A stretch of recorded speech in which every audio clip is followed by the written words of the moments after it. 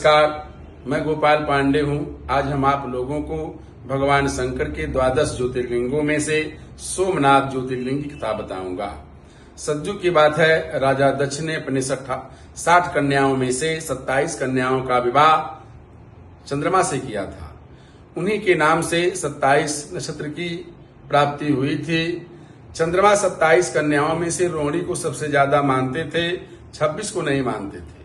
26 जाकर के अपने पिता दक्ष से चंद्रमा की शिकायत करती थीं। दक्ष जी आकर के चंद्रमा को बहुत समझाते थे कि चंद्रमा अपने लोगों के प्रति समान व्यवहार करना चाहिए, अपने लोगों के प्रति कभी भेदभाव का व्यवहार नहीं करना चाहिए।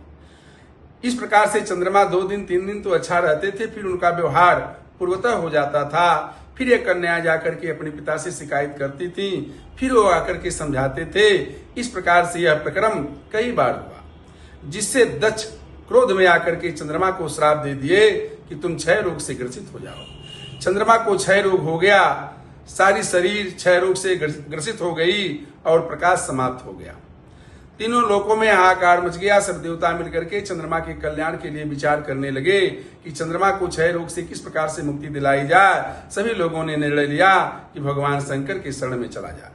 सभी देवता और चंद्रमा मिलकर के प्रभास क्षेत्र में गए और वहां बैठ करके चंद्रमा सहित चंद्रमा के कल्याण के लिए 10,000 करोड़ महामृत्युंजय मंत्र का जाप किया।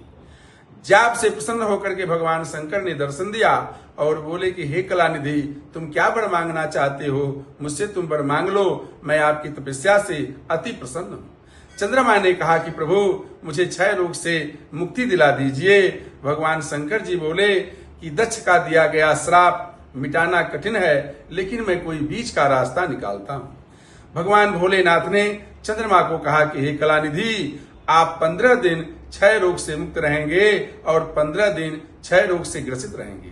जब चंद्रमा क्षय रोग से ग्रसित रहता है तो उस समय कृष्ण पक्ष होता है, और जब चंद्रमा क्षय रोग से मुक्ति पाता है तो उस समय शुक्ल पक्ष होता है। और देवताओं के निवेदन से भगवान शंकर वहां लिंग के रूप में स्थापित हो गए। चूंकि भगवान शंकर चंद्रमा के कल्याण के लिए आए थे, इसलिए उस लिंग का नाम सोमनाथ पड़ गया।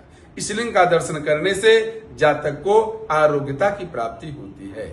जी धन्यवाद।